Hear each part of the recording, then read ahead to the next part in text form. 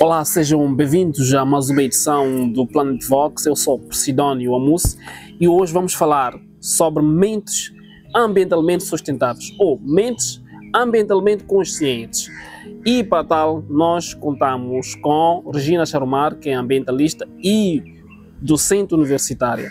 Ela vai falar deste tema que é oportuno e essencial, crucial nos dias que correm. Seja bem-vinda, Regina, ao Planet Vox. Obrigada e espero poder ajudar em alguma coisa, contribuir de forma positiva e que seja também um espaço para semear a consciência ambiental, não é? Então, à disposição. Perfeito. É fundadora da Geração Consciente, um movimento ambiental de voluntariado sem fins lucrativos, composto por centenas de jovens voluntários que realizam atividades ambientais em todo o país. Criado em 2018, o movimento tem a meta de construir uma geração ambientalmente consciente. Regina, como é que está a consciencialização sobre o meio ambiente em Moçambique e como é que os jovens estão envolvidos neste trabalho? Olha, esta pergunta remete a várias outras questões que eu, se quiser responder de forma mais profunda, levaria o dia todo só nesta questão.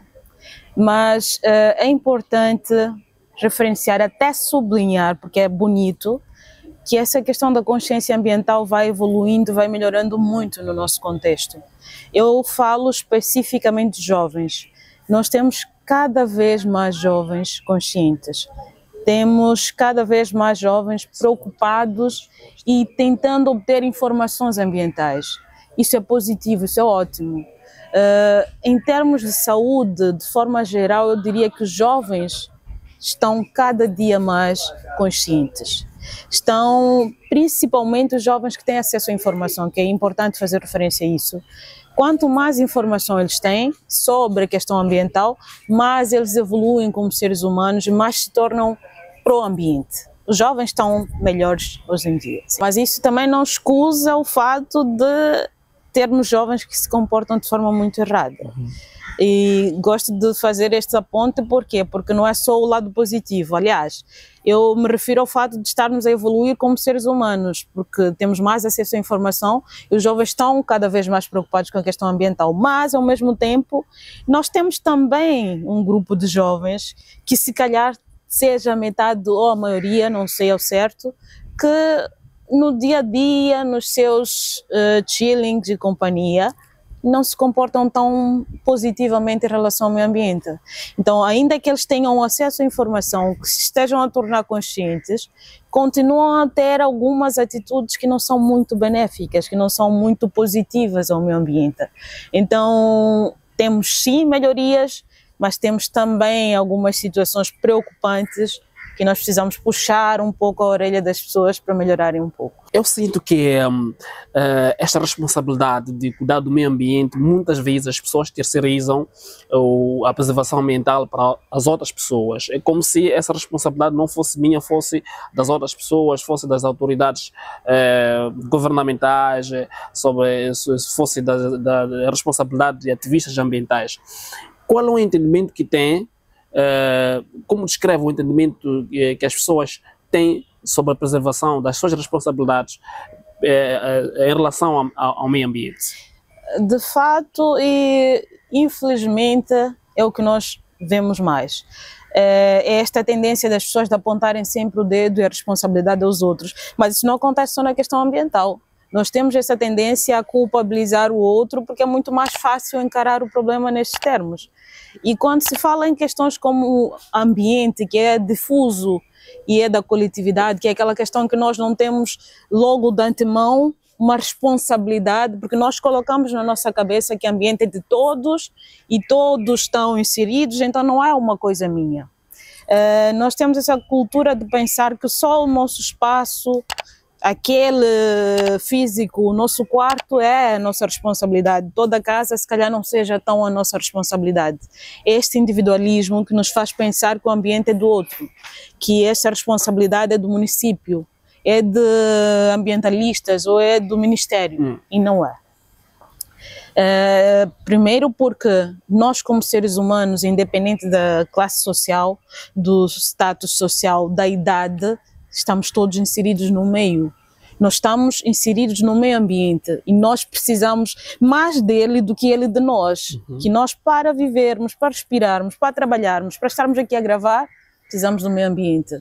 Então, responsabilizar o outro por uma coisa que é nossa necessidade, que nós precisamos para viver, não faz muito sentido.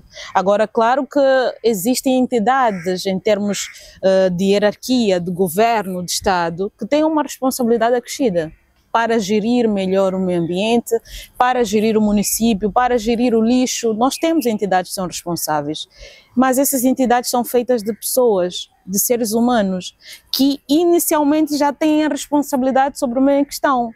Então, em nenhum momento nós temos que culpar o outro ou chamar a responsabilidade do outro sobre a coisa que é nossa. E o meio ambiente é nosso. A responsabilidade é nossa antes de ser de qualquer outra entidade que seja indigitada ou qualquer coisa eleita. Nós, primeiros, depois os outros é que têm a outra responsabilidade. E eu acho que também a responsabilidade sobre o meio ambiente deve partir de casa, deve partir da educação que nós temos em casa. Como é que te sentes quando alguém atira, por exemplo, uma garrafa do vidro de um carro, por exemplo? É questão educacional. Eu gosto de olhar para a pessoa pela forma que ela se comporta no meio em que está. Nós somos o reflexo, o nosso interior mostra-se em público. Se nós nos comportamos de forma errada no espaço público, nós temos já noção do que esta pessoa é no seu espaço privado, porque eu não consigo entender como é que uma pessoa que quer um país limpo, que quer uma qualidade de vida melhor, que quer uma qualidade ambiental, aliás, não só quer, como reclama desta qualidade ambiental, é a mesma pessoa que tem a coragem de ir para uma esquina qualquer e deitar a garrafa no chão, em espaço público. Não podes cobrar uma melhoria se não contribuis para essa melhoria. Eu fico muito triste quando vejo que as pessoas não se... eu acho que é muito... voltamos sempre àquela culpa dos outros. E para nós é muito fácil estarmos aqui no espaço público, descartarmos o lixo de forma errada, irmos embora porque achamos que é a responsabilidade de uma entidade qualquer vir fazer a colheita do lixo que nós produzimos e depois culpar esta mesma entidade pelo lixo que nós deixamos no lugar errado. Vamos só pensar de uma forma lógica. Se o lixo está no lugar errado por culpa nossa, nós é que temos que trazer a solução para esse lixo. Quem descarta o lixo em espaços públicos não pode cobrar depois que tenha uma cidade limpa. Claro que existem, volto sempre a referir, entidades que são responsáveis por esta gestão. As entidades responsáveis só vão fazer bonito, só vão tornar as cidades limpas se o cidadão contribuir de forma positiva. O que nós estamos a dizer não é que estejas proibido de estar no espaço público. Não, mas está no espaço público que não é só teu e de todos. Então o cuidado que tens que ter pelo espaço público é pensar em ti e no próximo. E é pensar que amanhã quer voltar nesse mesmo espaço e encontrar ele limpo. Então, pelo menos, o mínimo que podes fazer é portar-te de forma correta, é pegar no lixo que produziu, colocar em lugares adequados, levar a garrafa que usou, deixar na lixeira ou colocar num contentor de lixo, simples quanto isso. Muito bem. Regina, o que lhe influenciou a pensar e a criar na geração consciente? São vários fatores. Primeiro porque eu gosto de fazer. Gosto de fazer mais do que falar. Mas eu até consigo combinar o falar e o fazer ao mesmo tempo. Mas eu acho que sempre achei que eu tinha alguma responsabilidade sobre o que eu produzo, sobre a minha pegada ecológica. E gosto de assumir isso porque cada um de nós, se começar a olhar desta forma, que nós temos uma pegada ecológica e temos responsabilidades, cada um irá fazer melhor nesse sentido. Quando eu me vi numa situação em que estava a ir para alguns lugares e encontrar muito lixo, percebi que não só eu produzo aquele lixo, como eu também posso ajudar a resolver aquela questão naquele momento. Então, junto de alguns amigos, nós quando começamos essa questão ambiental, de levantar esse debate ambiental, de tornar a coisa mais visível, eu aprendi uma série de coisas que com a geração consciente resolvi implementar. Isso partia principalmente do fato de eu ser jovem e poder fazer alguma diferença no meio em que estou, mas também a possibilidade de convencer ou influenciar outros jovens que estejam no mesmo meio que eu, que eles podem tornar-se também pessoas positivas em relação ao meio ambiente, que eles podem contribuir de forma positiva. Então, foi justamente nesta coisa de querer fazer diferente, de querer fazer melhor, de querer agir, colocar mão na massa, que surgiu a geração consciente. E a partir dela também consegui influenciar muitos jovens a se juntarem à causa. A causa chamou, a necessidade também chamou e a vontade em paralelo funcionou. E a geração consciente nasceu. Falou aqui de pegada ecológica, são conceitos técnicos. Pode explicar um pouco o que é pegada ecológica para a nossa audiência? De forma mais clara possível, é o que nós fazemos no meio em que nós estamos, no ecossistema em que nós estamos inseridos. É o quanto eu prejudico o meio ambiente no meu dia a dia. Quando eu acordo, qual o meio de transporte eu uso, quanto de poluição eu acabo criando com o meu dia a dia, com a minha vida, com a minha rotina, porque querendo como não, nós como seres humanos, nós criamos uma série de maus momentos ao meio ambiente. Nós somos seres que prejudicam mais o meio ambiente do que faz o positivo. Isso é pegada ecológica, é o que nós fazemos no nosso dia a dia, na nossa vivência, que dá algum malefício ao meio ambiente, que prejudica o meio ambiente. Então a nossa pegada ecológica pode ser reduzida quando nós fazemos a compensação, o inverso. Se eu sei que eu tenho, por exemplo, usado o transporte, um carro ou qualquer outra forma, eu tenho noção que eu vou poluindo. Então, como é que eu compenso? Fazendo o bem para o meio ambiente, ajudando de alguma forma, plantando uma árvore, qualquer coisa que compense no final do dia. Então, a nossa pegada ecológica é o que nós fazemos de mal ao ambiente e, ao mesmo tempo, podemos fazer a compensação agindo de forma correta e sendo consciente. A geração consciente faz jornadas de limpeza, planta mudas, faz consciencialização junto de jovens e crianças. Quais foram as primeiras atividades e onde que foram as primeiras atividades deste movimento? Olha,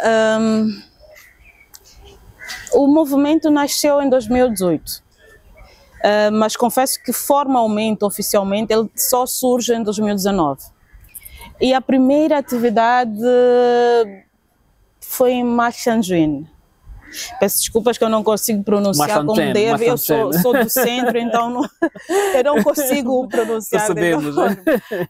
Mas a primeira atividade foi lá e foi uma atividade muito bonita.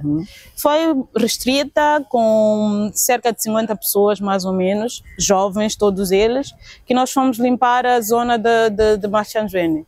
E foi, na verdade, um daqueles arranques que deu mesmo vontade, porque depois daquele momento houve mais força, mais pessoas a juntarem-se, e aquele ponto inicial foi muito, muito bom. Não me lembro exatamente qual foi o dia, mas foi no final de semana, e que por alguma vontade que não fosse só minha, mas fosse do grupo, nós quisemos realmente colocar a mão na massa e fomos lá fazer essa atividade. Como é que estava a Machanjuine? Estava completamente... Era lixo e mais lixo pela rua, que eu não me lembro de quem foi a sugestão, confesso que já não me lembro, mas quando nós fomos lá fazer uma visita, a visita inicial, era muito lixo e quase que não se via a rua, a coisa estava completamente feia. E nós decidimos fazer o inverso. Se isto está sujo, será que nós não podemos juntar um grupo de pessoas jovens que tenham interesse em vir cá fazer alguma diferença e tornarmos esta rua bonita? E todo mundo concordou e fomos lá limpar e foi aquela sensação de dever cumprido e bem cumprido que nós olhamos para aquela situação inicial e a situação que nós deixamos e ficamos felizes e tentamos ao máximo replicar todas essas atividades. É interessante como o movimento publica, coloca os seus trabalhos, como dá conhecimento dos seus trabalhos, vocês usam redes sociais e nós conseguimos ver garrafas, redes usadas para pesca, conseguimos ver vários detritos que vocês encontram nas vossas jornadas. Sim.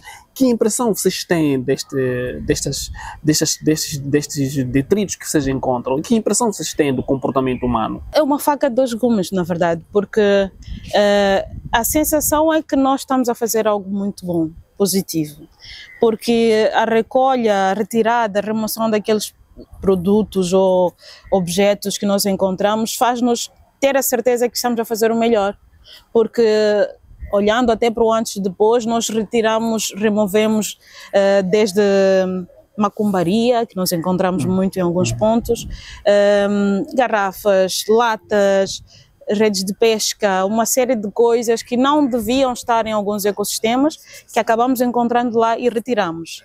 O lado positivo disto é esta sensação de fazer a diferença, de melhorar aquele ambiente e fazer com que os habitats naturais, a biodiversidade seja recuperada nessas áreas. Mas há outro lado também que nos faz sempre refletir: como é que o lixo chegou naquele lugar? Quem foi que descartou o lixo naquele lugar? Então é a sensação de olhar para aquilo no lugar errado em que está e pensar, nós fomos os culpados. Então, apesar de sermos a solução, mas aquilo também em termos psicológicos, nos faz repensar as nossas atitudes. Então são estas duas vias, é ter a sensação de que estamos a fazer muito mal ao meio ambiente e ao mesmo tempo ter a sensação de que nós estamos a fazer a diferença, tornando o que está mal em algo mais bonito. Eu tocando nesse ponto, como é que os costumes, os hábitos, os ritos tradicionais que prevalecem nas sociedades africanas e moçambicanas podem ser desenvolvidas sem colocar em causa a sustentabilidade ambiental? É possível e acho que o inverso é que é o mais difícil, mas que realmente acontece no nosso seio. Porque as práticas, os rituais tradicionais não são de todo mal, aliás, fazem parte do nosso contexto. Acho que nós temos histórias, temos um passado que reflete um pouco destes ritos da tradição. É nosso, não podemos fugir disso. Agora, há certas práticas que podiam ser melhoradas, poderiam pelo menos pensar um pouco mais na questão ambiental. Eu falo de alguns rituais que acontecem, por exemplo, nos mangais, que as pessoas usam muito para descarte de algumas coisas que não deviam estar lá. Nós costumamos chamar objetos, até chamamos de ovnis, porque nós nem sabemos o que é que são. São coisas tão estranhas que vão sendo descartadas naquele meio. Percebemos sim a lógica do tradicional, dos rituais que são necessários, os batismos, por exemplo, que são realizados em alguns momentos, mas realizar um batismo que é de purificação, que é uma questão de lavar o corpo da pessoa, torná-lo melhor, vamos dizer espiritualmente, também devia ser pensado em não prejudicar o meio ambiente, até porque esta purificação pensada em Deus tem alguma relação com a natureza. Mas nós vemos situações completamente diferentes, que é fazer esta purificação e retirar, por exemplo, a roupa que é usada nesses batismos, depois é descartado na água, na praia, no mangal. E não é suposto. Se nós estamos a retirar o mal de nós, não podemos deixar esse mal na natureza, tem de ser num lugar melhor. Então é possível fazer essa conciliação de forma positiva.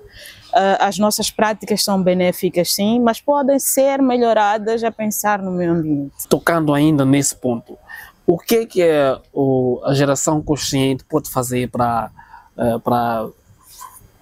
harmonizar esta situação? A geração consciente tem estado a fazer e continua a fazer, sempre fez, esta chamada de atenção de consciência. o nosso papel é justamente esse. Aliás, nós tentamos ao máximo levar esta informação a público e fazê-los perceberem deste comportamento errado. O nosso papel é meramente educacional e de consciencialização. Infelizmente, nós como geração consciente, nós não podemos fazer o papel do Estado ou do governo em criar algum mecanismo de controle, de fiscalização efetiva. Nós não temos esse poder, mas nós fazemos o nosso melhor, que é levar esta informação ao público, tornar esta informação pública, consciencializar, educar. Nós fazemos campanhas de sensibilização, nós fazemos palestras em muitos locais. Nós normalmente contactamos entidades como estas, entidades chamam destas figuras responsáveis pelas igrejas, etc., que é justamente para mostrar este nosso lado, para dizermos, olha, é bom fazer isso, mas é melhor ainda se nós tornarmos esta coisa mais bonita em termos ambientais, que é fazer o bem para o espírito, mas também não fazer tão mal para a natureza. Nós temos estado a fazer esse trabalho. Muito bem. E como é que o vosso movimento, como é que a Regina pessoalmente consegue mobilizar um jovem que nunca se importou com questões ambientais, sobre essa consciência ambiental? Como consegue mobilizar? Eu não sei se tenho resposta para isso, mas a verdade eu acho que isso, e eu acho, então não é uma posição que seja geral, ou se calhar perguntasse a estas pessoas porque é que elas se juntam, porque eu sinceramente não teria uma resposta, mas eu acho, volto a dizer, eu acho que isso tem muito a ver com identificar-se. Primeiro, identificar-se pelo fato de ser jovem também. Segundo, identificar-se porque a causa é de todos nós e a forma com que nós passamos essa informação ser muito mais terra a terra e muito mais identificável, vamos chamar assim. Eu acho que os jovens não querem muito formalismos, não querem muito, eles querem ajudar, querem contribuir, mas precisam perceber porque é que eles fazem isso. E o fato de olhares para alguém que seja da tua faixa etária, que esteja a fazer o voluntariado, isso faz-te também pensar que podes fazer o mesmo, porque esta associação do voluntariado com pessoas muito mais velhas ou com instituições que são completamente distantes da realidade de quem quer ser voluntário, isso não cria essa conexão. Então, para mim a Regina está aí, a Regina é jovem, tem as mesmas dificuldades que eu, está a fazer diferente e está a fazer a diferença. Por que eu não posso fazer o mesmo? Às vezes é até por curiosidade, não porque tenha realmente interesse pela causa ambiental. E ao mesmo tempo também a forma que nós levamos as nossas atividades ao público, a forma que nós fazemos as nossas atividades nos locais onde nós vamos, é muito divertido, é muito... não aquela sensação de que estamos a fazer um trabalho, mas que estamos a nos divertir, a fazer o bem para o meio ambiente. Então, esta mistura toda de coisas de forma muito mais leve, mais jovem, é que torna, se calhar, esta atividade mais fácil e convida mais jovens a juntarem-se. Sim, porque, por exemplo, às vezes quando eu repreendo alguém a jogar um plástico pela janela do chapa, quando alguém deixa cair uma garrafa, está aí a caminhar pela rua e deixa cair, eu repreendo. Mas a pessoa sente-se acanhada. É como se eu soubesse muito, até dizer, o te inventamos em Xangana, tu sabes muito mais que quem. Como é que se pode, já falou aqui da questão de usar as línguas locais, ser mais próximo aos jovens. Geração consciente é um movimento, mas é um termo que se pode aplicar para todos os jovens moçambicanos. O vosso movimento já pensou em colocar núcleos nas zonas, nos quarteirões, nos bairros? Se dependesse do que nós já pensamos e tivemos vontade de fazer, nós estaríamos pelo mundo afora. A nossa intenção desde o início é fazer com que este movimento vá para longe e que a questão ambiental seja ouvida em todos os lugares. Mas todos nós sabemos que isso não depende só de vontade, uma série de recursos precisam ser tidos em conta e nem sempre é possível fazer isso.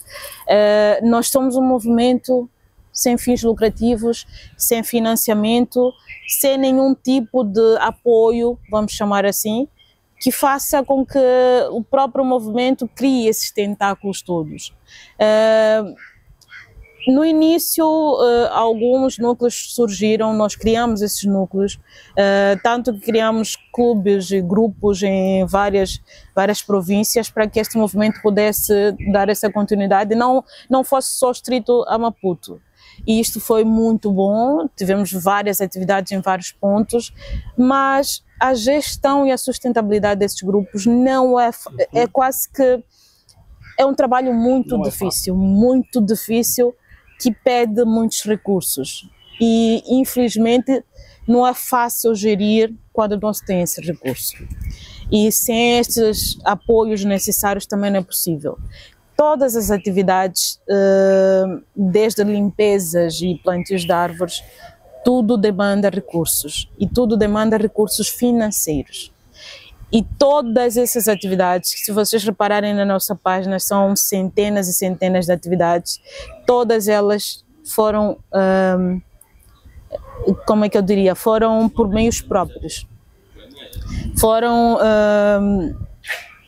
praticamente investimentos próprios, pessoais. E isto não é possível, em termos concretos, fazê-lo de forma muito ampla, muito grande.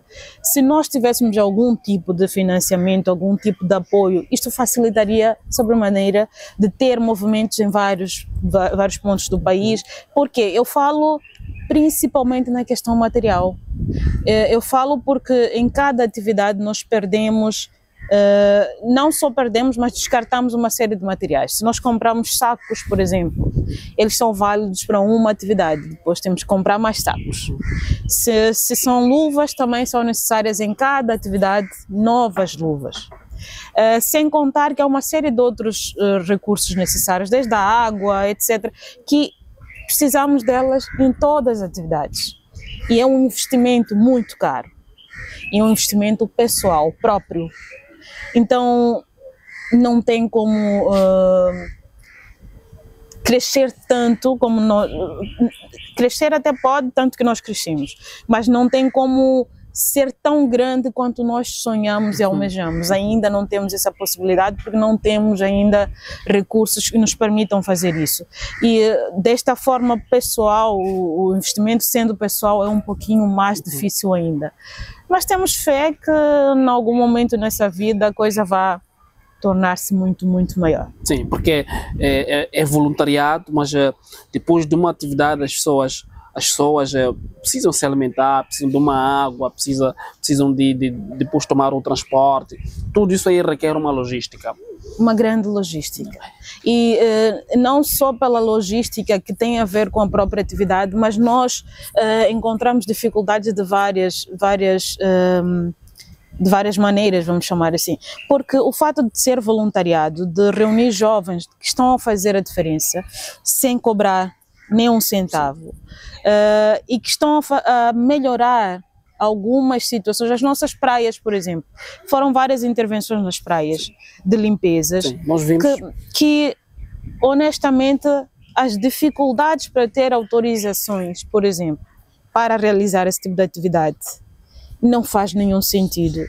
E com o passar dos anos, pensar que Geração Consciente fez uma série de atividades e continua a ter as mesmas dificuldades para ter uma autorização. E não estamos a dizer aqui que nós estamos a pedir um financiamento, um apoio material.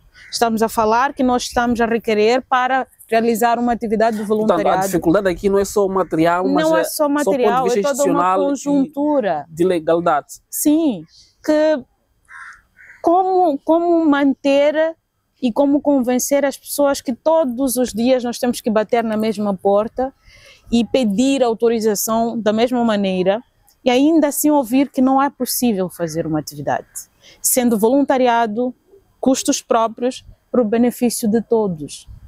Então, todos esses aspectos, todas essas dificuldades acabam fazendo com que isto não se torne tão grande e isso não seja tão... que não vá para os lugares onde nós queríamos que fosse. Nós temos mais dificuldades do que apoio para a realização de atividades. E particularmente a cidade de Maputo, quem diz sim para prosseguir as vossas atividades é o município de Maputo. Já tiveram algum não ou alguma demora na resposta do município? Nós já tivemos nãos, muitos nãos, já tivemos demoras, muitas demoras, aliás. Eu acho que as respostas só são úteis se forem atempadas, porque se for demorado já não serve muito. As nossas atividades são todas elas dependentes de logística. E se nós anunciamos, por exemplo, que nós vamos fazer uma limpeza no sábado, nós temos que ter todas as condições para que a limpeza ocorra. E isto não é para ter autorização na sexta à noite. Por quê? Porque nós mobilizamos pessoas pelas redes sociais, por exemplo. Se até segunda-feira da semana que nós vamos fazer atividade não tens o aval final, não tens como mobilizar para as pessoas conhecerem, saberem da atividade e estarem no ponto no dia. Então, várias vezes nós tivemos situações de chegar até a sexta-feira e não ter nenhuma resposta, com um pedido que foi feito com muita antecedência, mas que a resposta não chega. E há situações em que também tens uma resposta positiva, mas ainda assim tens que ir atrás das pessoas para que elas possam vir fazer a recolha. Há situações em que nós recebemos uma resposta do tipo, não estou a trabalhar no sábado. Sendo que o sábado é o dia da atividade e o sábado é suposto fazer a recolha, existem caminhões a fazer a recolha, pelo menos é suposto. Então, são situações tão caricatas que prejudicam mais do que ajudam. E nós estamos a olhar para uma situação em que nós, como Estado, como governo, nós não temos solução para a questão do lixo. Nós não temos condições de resolver isso. Quanto mais pessoas apoiarem, quanto mais grupos de voluntariado juntarem-se à causa, melhor fica a cidade, melhor fica o país todo. Se incentivarmos atividades como estas de voluntariado, que não pedem absolutamente nada, nós estamos a ter menos trabalho para essas entidades e a ter cada vez mais as cidades mais bonitas. Mas esta lógica parece não passar da cabeça de algumas pessoas que infelizmente só prejudicam do que apoio. Regina, acha que estes constrangimentos vão fracassar a Agenda 2030, por exemplo? Sim, mas antes disso isto fracassa qualquer... Nós temos que olhar primeiro para o nosso contexto, nós temos que olhar para a nossa realidade. Quantos são os grupos, quantas são as pessoas que fazem voluntariado? Quantas são as pessoas que se preocupam com questões ambientais, questões sociais que não dão dinheiro, vamos chamar assim? Quantas são? Poucas. Então, se nós temos esses constrangimentos de forma recorrente em tudo, se até em questões que são financeiramente rentáveis, que sabemos que nos vão pagar, quando nós temos constrangimentos, nós desistimos. Imaginem situações em que sabes que não estão a pagar absolutamente nada, que não vais ter um benefício financeiro, que é voluntariado. Estamos a falar de nós estarmos a convencer jovens a fazerem uma limpeza, estes jovens ter vontade de fazer essa limpeza, mas ao mesmo tempo perceberem que o que eles estão a fazer não está a ser valorizado. Claro que qualquer constrangimento não só dificulta os movimentos sociais, os movimentos de voluntariado, mas não é só a agenda, é tudo que fica paralisado. Então não tem como não prejudicar. Infelizmente não tem como. Eu, em particular, penso que a Regina é a cara feminina da luta pela preservação ambiental em Moçambique. É outra questão. A cara feminina jovem desta luta. Como é que conseguiu sobrepor-se a estereótipos? Estamos numa sociedade que ainda duvida, que ainda reduz a mulher em algumas atividades. Como é que conseguiu superar-se? Eu não sei se consegui superar, mas na verdade eu acho que eu continuo a lutar. Claro que eu não nego que um percurso foi feito e há uma notoriedade, vamos dizer assim. Mas bem dizes, e eu sublinho, nós estamos numa sociedade extremamente machista. E infelizmente isso prejudica muito e sempre prejudicou muito o meu trabalho. Eu percebo que parte das coisas não chegam a mim porque é mulher. Eu percebo também que há uma série de impedimentos e dificuldades que são colocadas por ser mulher. Na verdade, há uma tendência a sempre olhar para a mulher como do tal sexo frágil e que não tem capacidades para tornar as coisas possíveis, vamos chamar assim. As pessoas olham muito para a mulher como é só uma mulher que tem de ficar. As pessoas não querem assumir que as mulheres podem fazer e podem fazer melhor. Volto a dizer, eu noto e sempre notei que eu sou meio que deixada sempre de lado por ser mulher.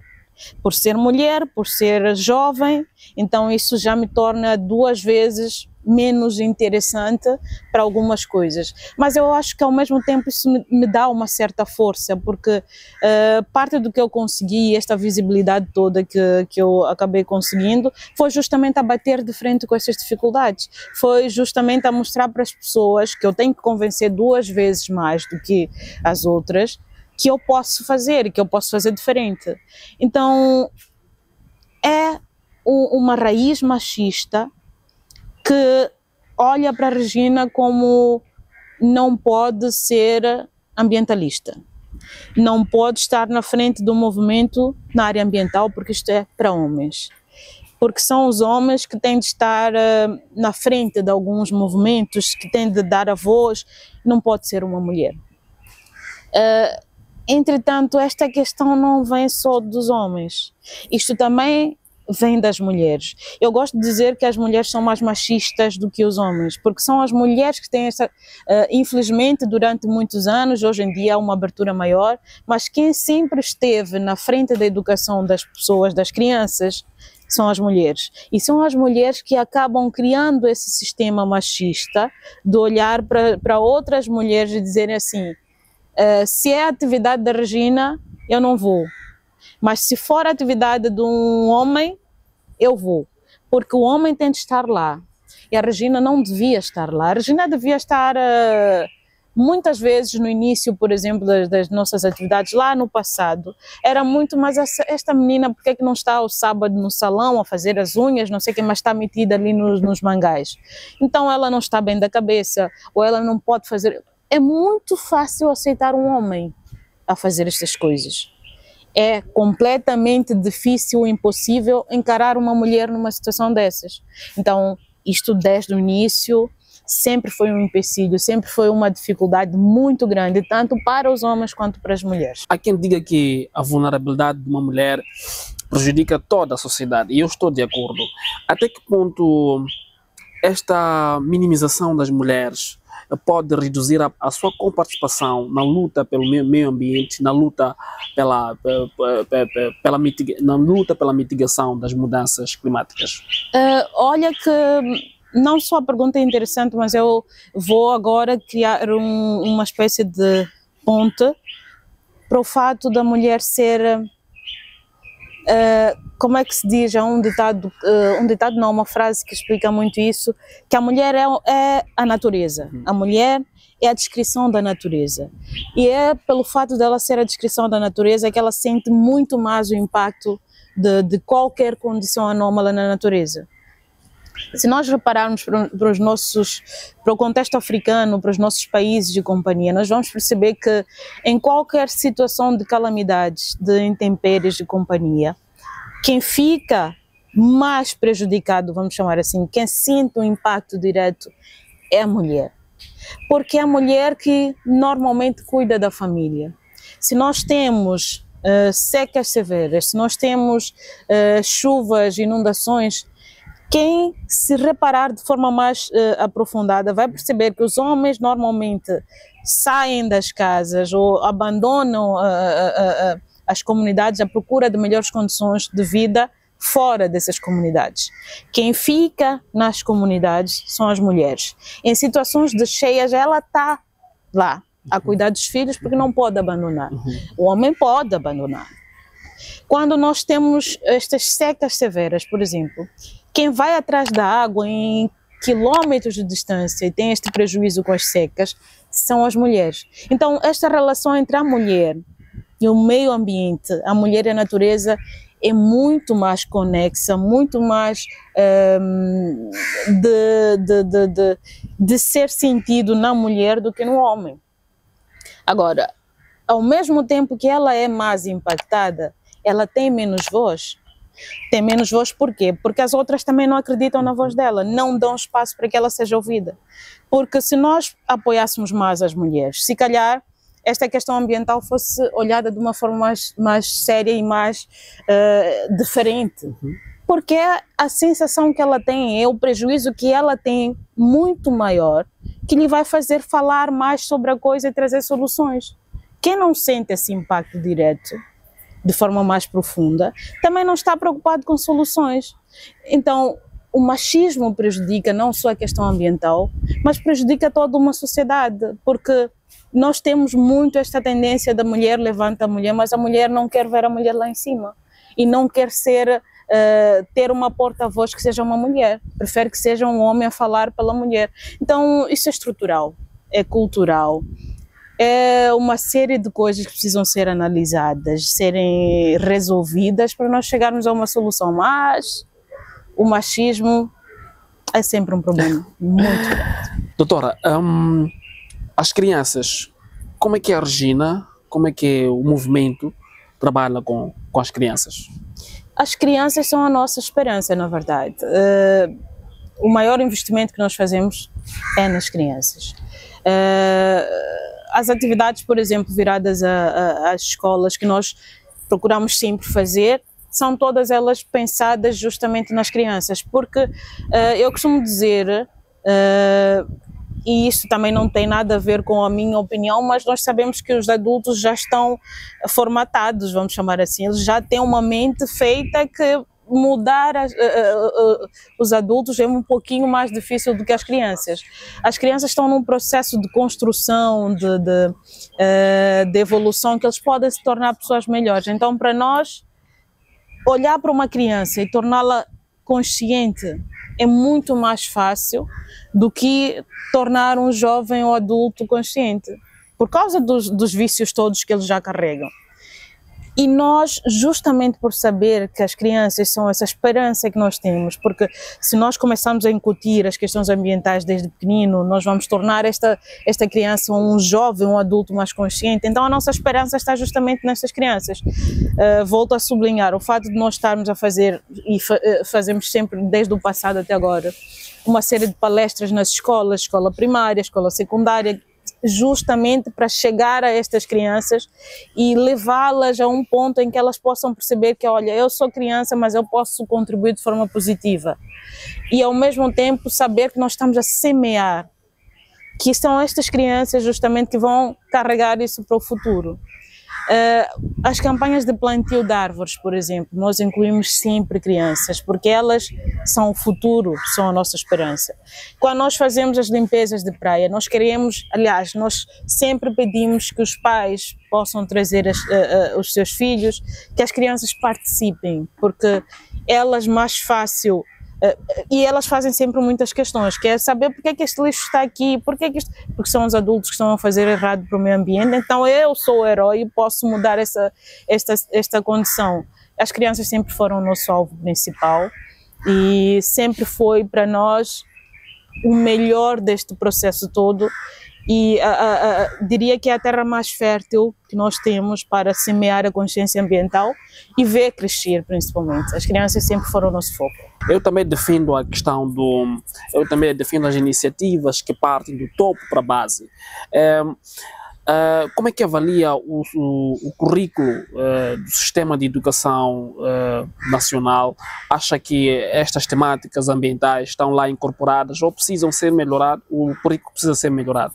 E me falo não só do Sistema Nacional de Educação, que são de primeira classe a 12ª classe, mas também nas universidades. Como é que avalia o currículo?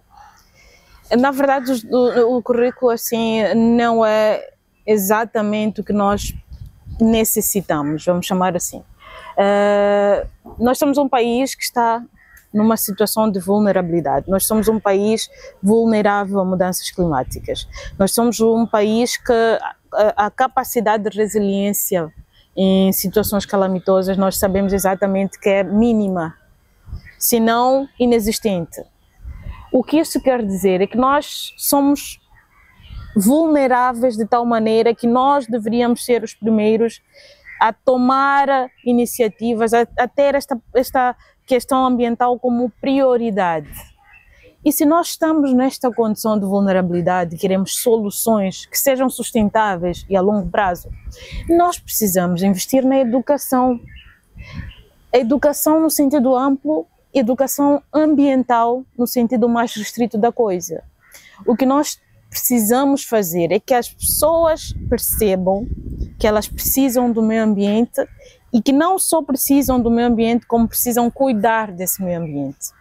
Esta educação que nós estamos a falar, a educação ambiental, não é só a formal, a informal também. Nós estamos a assumir que há um déficit lá nas comunidades, na origem, nas casas, que não se está a passar essa informação ambiental. Não havendo esta passagem de informação ambiental em casa, onde é que nós temos mais? Na escola. E na escola não temos. O nosso currículo escolar não é pensado na questão ambiental, nem como atividades normais, nem extracurriculares. Exceto algumas situações, algumas escolas, algumas atividades que fazem, por exemplo, em épocas o Dia do Ambiente, o Dia das Árvores, etc., que são específicos e têm a ver com aquela efeméride. E acontece e nada mais acontece. Então, a educação ambiental nas escolas é necessária, é urgente e é muito, muito importante. Nós, como Estado, como país, como sociedade, nós não, nesta altura de campeonato não podemos estar a discutir tópicos ou matérias que são esporádicas em alguns momentos, alguns eventos. Nesta altura de campeonato nós temos é ter uma estrutura de educação ambiental que seja pensada em reverter o cenário em que nós estamos. Se nós temos muito lixo nos espaços públicos, é o déficit que nós temos, este buraco de educação ambiental que está em falta.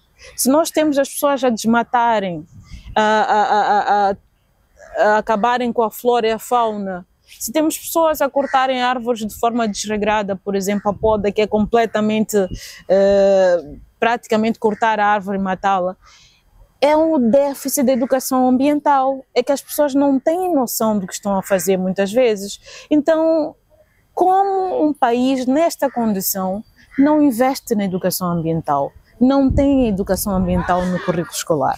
Então é um contrassenso que nós vemos que é preciso resolver, se há interesse em resolver ou não, essa discussão é outra. Mas essa resposta também não é dada por nós sabemos quem são as entidades que devem responder a esta situação. Nós já vimos situações em que zonas de conservação, zonas proibidas, lá ergue-se edifícios, lá ergue-se centros comerciais. Até que ponto a legislação é implementada em Moçambique? Acha que há um fracasso na implementação da legislação vigente? Há um total fracasso na implementação da legislação. Aliás, eu costumo dizer que é uma espécie de desinteresse em aplicar a lei. A lei é clara, a lei é bonita. Aliás, nós temos um manancial de legislação enorme e fantástico. Nós temos boa legislação. Se aplicada, acho que nós não teríamos nenhum problema em termos ambientais. Está a falhar completamente porque não é aplicada. A lei não é aplicada, a lei não é respeitada. A questão da fiscalização é meramente formal, é para o inglês ver e realmente não acontece. Isto reflete-se justamente nessas construções que vão acontecendo diariamente em zonas proibidas, em zonas protegidas, em zonas em que a própria lei deixa claro que não se pode, mas que por algum motivo, por alguma questão que nós desconhecemos, há autorizações e há pessoas a construírem nessas áreas. Então, nós temos uma lei bonita, mas de que vale uma lei bonita se ela não é aplicada, se ela não é implementada? Bom, temos leis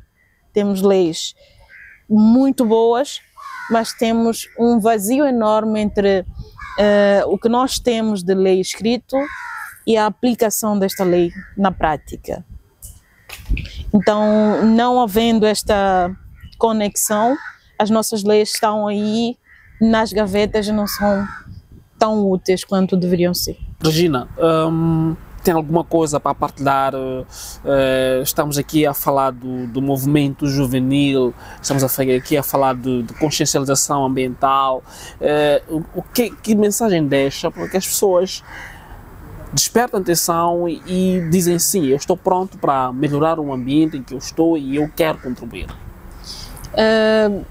Eu gosto muito de lembrar, principalmente aos jovens, que, primeiro, o voluntariado é algo muito importante. Eu falo porque gosto de fazer essa comparação. Se eu tiver alguém que me diga assim, eu fui voluntária no ano X, e alguém que nunca tenha feito voluntariado, essas duas pessoas, numa condição em que eu tivesse que escolher, eu olhava para a pessoa que já foi voluntária porque ela é mais humana, é mais preocupada com aspectos sociais, é preocupada com os outros. Então, ser voluntário é muito bom e é muito importante. A todo jovem que, em algum momento, pensa nesta possibilidade, não deixa de lado. Vá ser voluntário, tenha uma causa social, abrace uma causa, que isto vai fazer de ti uma pessoa completamente diferente. Agora, o voluntariado ambiental é muito mais interessante e muito mais sensível. Primeiro porque isto coloca justamente esta questão do social, do pensar nos outros, mas ao mesmo tempo também traz soluções para um problema que é seu e é sua responsabilidade. Cuidar da natureza, cuidar do meio ambiente é cuidarmos de nós mesmos, é criar condição melhor para a nossa própria vida, para a nossa qualidade de vida. Então, se puderem fazer voluntariado ambiental, façam. Mas façam sem depender do movimento de geração consciente, sem depender de qualquer outro movimento. Façam de forma isolada, façam de forma individual. Juntem um grupo de pessoas, os teus amigos, limpem um espaço público, plantem árvores. Isto não estamos só a fazer para o meio ambiente, é para nós. Isto vai impactar na nossa vida positivamente. Antes de pensarmos na vida dos outros à nossa volta, tudo que nós fazemos para o meio ambiente vai repercutir. Se for negativo, negativo para nós também. Se for positivo, vai ser positivo para nós também. Então, cuidem dos espaços públicos. O espaço público é a extensão da vossa casa. Cuidem das vossas ruas, cuidem de vocês, cuidando da natureza. É só isso que eu gosto de lembrar. Nós somos a natureza, nós estamos inseridos no meio ambiente, nós precisamos cuidar da nossa casa, que é este planeta. Então, se cada um fizer a sua parte, já é meio caminho andado. E fazer a sua parte é também não deitar o lixo no chão, por exemplo. Então, podemos todos fazer a diferença. Ótimo, muito obrigado pela sua presença e contamos contigo para mais conversas. Eu agradeço, e só chamarem que eu estou aqui à disposição. Ótimo. E a geração consciente já faz a sua parte e tu estás pronto para fazer a tua parte? Assim fechamos o nosso Planet Vox, que foi a voz desta semana, foi de Regina Charumar, e contamos contigo na próxima oportunidade. E até lá.